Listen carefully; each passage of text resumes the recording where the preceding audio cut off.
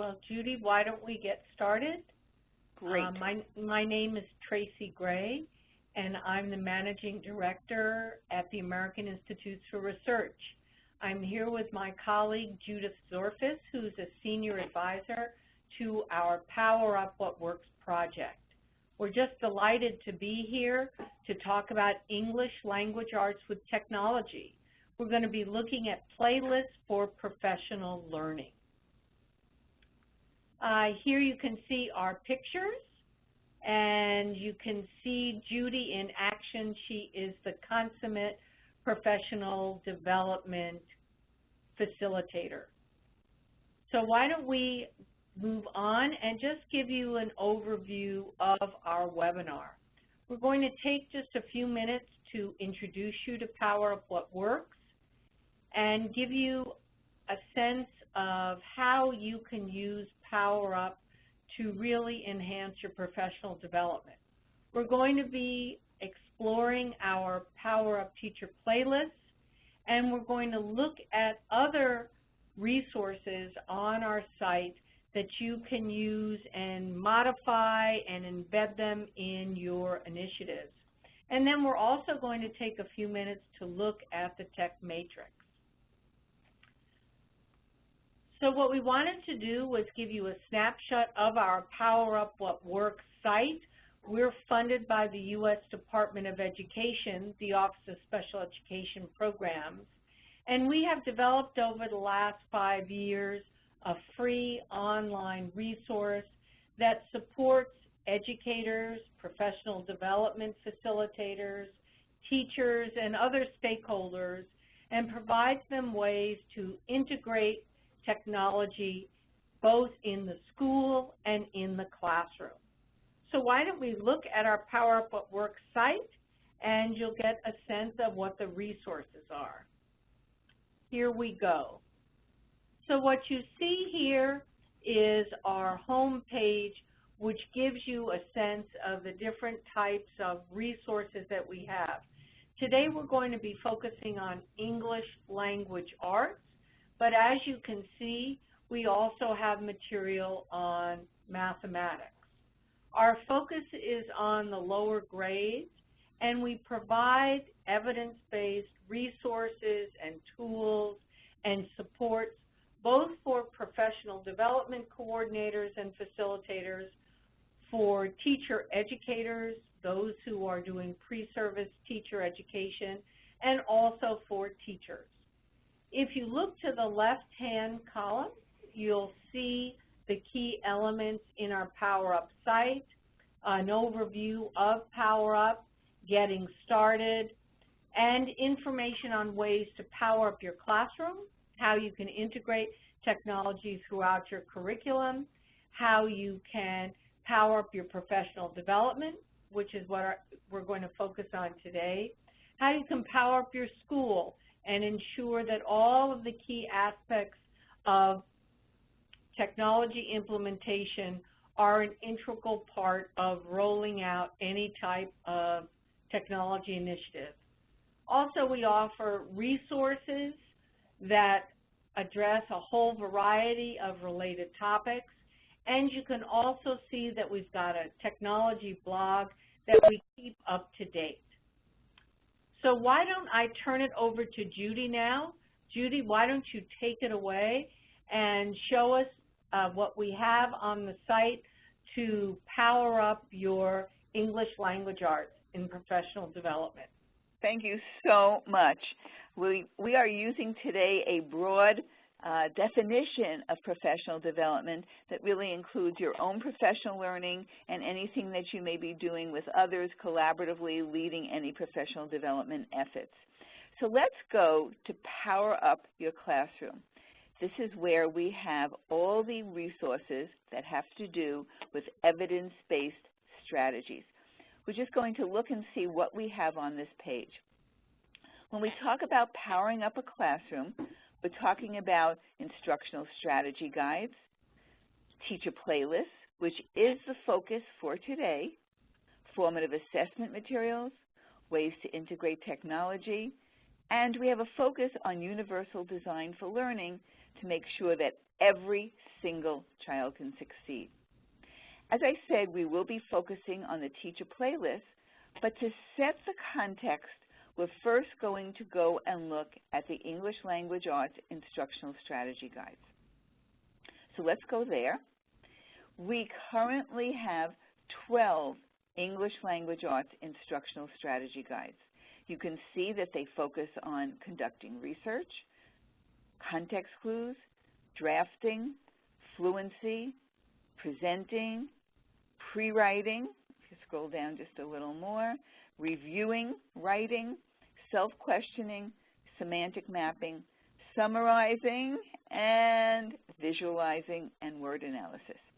These were all chosen because they relate to the Common Core standards, because they help to make sure that students are college and career ready, that they all have ways that technology can be embedded, and that they all address issues that students with disabilities, that struggle, that are English language learners may face in developing English language arts skills. Today, we're going to use as our example the Presenting Instructional Strategy Guide. When I show you this, please keep in mind that every instructional strategy guide is organized, structured in the same way, with the same categories.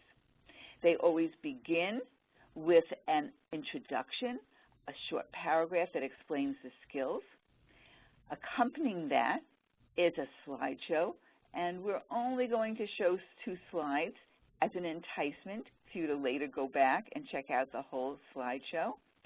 So as you can see, that the version can be used with a screen reader, and it's 508 compliant. Just one more slide to get a flavor. And we usually have, as you could see, 12 to 18 slides, something that can be used for your own professional learning and could easily be integrated into professional development. Let's keep scrolling down to see the next section of an instructional strategy guide. This is where we have Teach with Tech. We have 3 different basic instructional strategies that all come out of the IES practice guides. Within each category, step, provide direct instruction, help students present for a variety of purposes, and engage in formative assessment. We list specific instructional strategies that relate to the literature. They've all been discussed as ways to ensure that your students can succeed. You could see that we always focus on one and expand that. Let's scroll down more. And you can see that we have strategies listed under each of these headings. Okay, let's keep going. The last one is about for assessment. Also, encourage you to look at the related instructional strategy guides. And for this, the more to explore is pre-writing, drafting, and presenting. They're all basic to the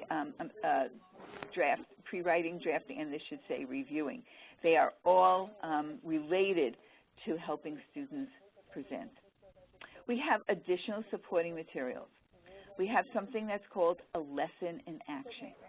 This is a way to see what the strategies would look like in practice in a classroom if a teacher was actually carrying out a lesson. Let's open that quickly. And you can see that every lesson in action is organized with an introduction, which Common Core standards does this relate to, what would the teacher be addressing, what's the lesson objective, what's the technology the teacher is going to be using, what's the assessment, and then we have a lesson that's divided into 3 parts. How does the teacher set up the lesson and introduce it to the students? Let's scroll down. What would it look like when it's in action during this time that students are gathering their information to present? And what does it look like as she pulls the lesson together at the end? These are case studies that can be used, again, for your own learning and could easily be used in collaborative professional development, blended professional development, all the different ways in which people can interact. Okay, let's keep going back to the instructional strategy guide. And in addition to our lesson in action, we have a quick view. This is a short animated video that's narrated, and it allows you to see ways in which you can help your students make presentations and ways in which they can integrate technology. We're going to play just a second or two just to give you a sense of what this looks like. This video discusses strategies for teaching students skills needed for making presentations. The purpose of this video is to... Okay, thank you. That's enough. Please go and look at it later, and as you can see, they're all captioned to make sure that everything is compliant and it's accessible for everyone. The reason I showed you the presenting instructional strategy guide is because presenting is something that crosses the grades. It begins in the lower grades and it goes all the way up. It's also the kind of strategy that naturally embeds different technologies. If you were following what we were showing, you could see that. And it aligns to the Common Core standards. So if you scroll all the way up, please, you can see that in the right side, we've listed the relevant instructional strategy, the relevant Common Core standards. So presenting is just one example. Every one of our other instructional strategy guides is uses the same format, and it also relates to the standards, it relates to technology, and it has evidence-based practices. So the reason that I wanted to show you an instructional strategy guide was because I wanted to set the context for the teacher playlist. Michael, let's go to the teacher playlist on the left navigation. And what we've done is created teacher playlists, which is a way to bring together different materials that are within PowerUp, not only in the instructional strategy guides, but in our blogs and in the technology section, in our resources.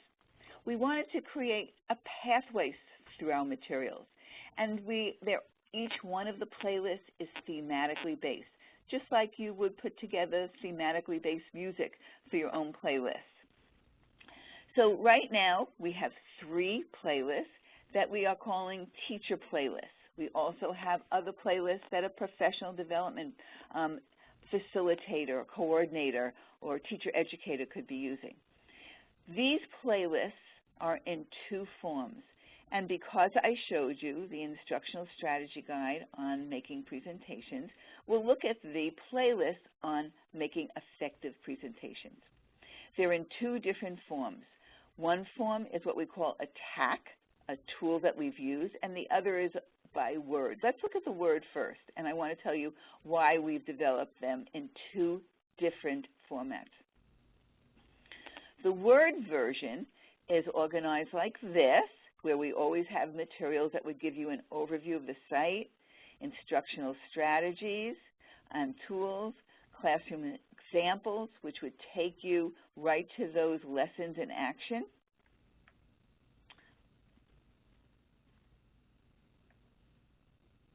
And ways to continue exploring more technology ideas.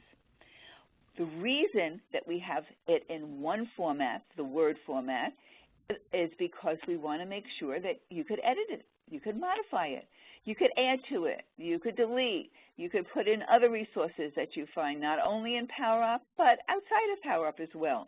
So we wanted to make this very accessible, very usable, and very relevant. But right now, we're going to flip over and look at the same teacher playlist, but in the format of attack. This is a technology tool. It's free. We hope that you too will learn how to use this. It's a very easy thing to use. It's something we've had a lot of fun with. And we put it in this format, which we find very engaging, a way to present information that really allows you to connect the different pieces. So if we scroll down, we can see that, again, we always present an overview. We have our quick view that you saw in the instructional strategy guide. We have links to the Teach with Tech, the instructional strategies.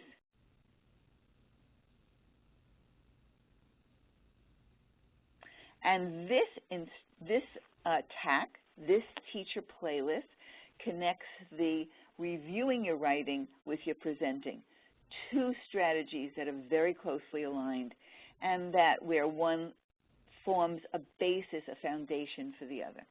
And then we have a way to see other materials, more tech ideas to explore, which would take you to our tech research briefs, related blogs, and tech tips. Let's just open one of those. Do you want to open we can open the blog.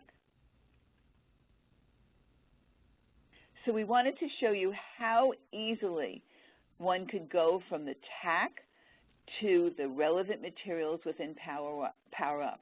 A playlist allows you to open something up. You could just use it right away. If it's in the Word format, then you can modify it as you see fit for your needs. Okay? Thank you, Michael. Let's just look at one more thing, and then Tracy is going to show us some other resources, particularly the Tech Matrix. Let's just go to the Professional Development section, Michael, in the left navigation. Down a little more. After integrating technology. Thank you. There we go. As you could see in the left navigation, we have Power Up Your Classroom and Power Up Your Professional Development. And what we want to show, what I want to show here is the version of our playlists that are more expanded that can be used for professional development. So if you scroll down a little more, here is our playlist library, and I just want to show you for comparison.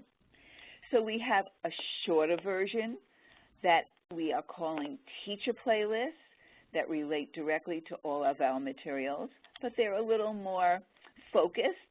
And then we also have playlists for professional development that are more expanded, more elaborated. Let's just open one, and let's open the writing just to show the difference. These are only in Word. And the reason for that is that we've thought that people that are involved in designing and implementing professional development would want to create a more customized version of this. So you can see that the format still includes materials that you could use as an overview to introduce the skills, a way to list out those relevant instructional strategies, relevant technology tools that would support the development of these skills, where you can find classroom examples, and professional development activities and additional resources. So this more elaborated, expanded playlist can be used for a variety of purposes, especially for those people that are designing professional development, blended professional development, which is more and more current today. So we wanted to show you the teacher playlists that you would find easily in the Power Up Your Classroom, and the professional development playlist that you would find easily in the Power Up Your Professional Development. In our time today, we've given you just a short taste of what we have, but we want to add one more thing to the plate. So I'm going to turn it back to Tracy, who's going to show you other resources within PowerUp, and particularly the Tech Matrix and how you can find other English language arts technology tools. Thanks so much, Judy. That was really very helpful. I just wanted to underscore that on the right-hand side of your screen, hopefully everyone can see that there's a chat window, and we'd love for you to send us any questions that you might have about what Judy talked about before we go much further. Are there any questions there from our participants? And we'd also love to know who you are. So while people are hopefully sending us a question, so is it okay to modify your playlist? Absolutely. You can modify, and we would encourage you to do that. And we, as always, would love to hear from you about how you've modified that list. That would be just terrific. and what's worked and what hasn't worked. Because as we well know, both having that information is enormously helpful for us as we make modifications to the site. So why don't we go and look at a resource that we have worked on for several years. It's called the Tech Matrix. And what you'll find when you go to the Tech Matrix is that it offers you the ability to get information about different types of technology tools that are out there to support students, particularly those with disabilities.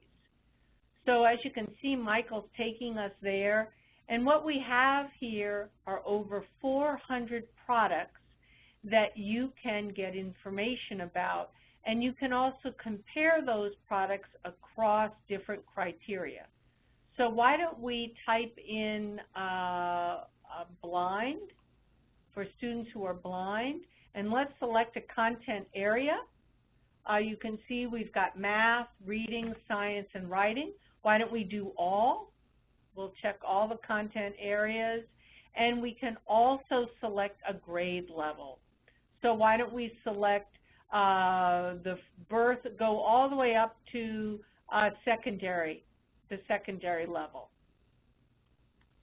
And then what this will do is when you search, we're not going to look, well, let's show you, we can show you what's in the IDEA disability categories. This gives you a sense of all the different categories that you can search on related to students with disabilities. So it runs the gamut from students with autism to deafness to multiple disabilities and visual impairments. And as we know, 60% of students with disabilities are now spending 80% of their time in general education classrooms. So it's always helpful for teachers and professional development facilitators to have a sense of what technology tools are out there. So Michael's going to push the search button, and he's going to generate the Tech Matrix. And what we have here is a list of the different tools that fit these criteria. So you can see the Quick Track, the Virtual Pencil, Arithmetic, the Kurzweil 1000, and what we can do if we click those three tools is that we can also compare them, just like you could if you were trying to buy a car at CarMax and you wanted to see the different features. So we're going to click them, and then we're going to compare them. So here you can see the comparison chart. It tells you which of these tools focuses on the content areas. It gives you the grade levels. It gives you the IDEA categories.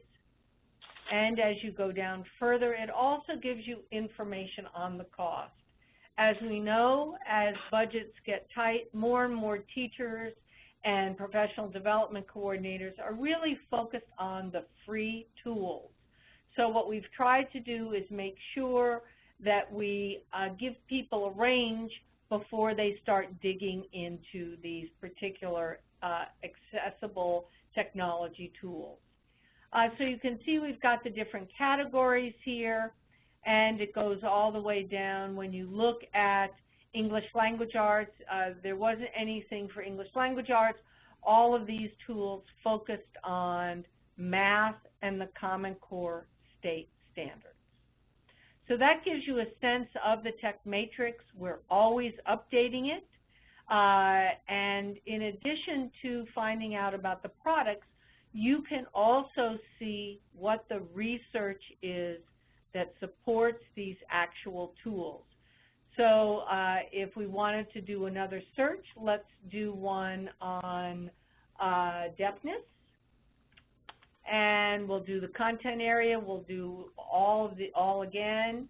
And the grade level, let's do all, just to make sure we can see everything that's in there. And we're not going to do by IDEA, but we're going to look at what research has been identified that supports this category.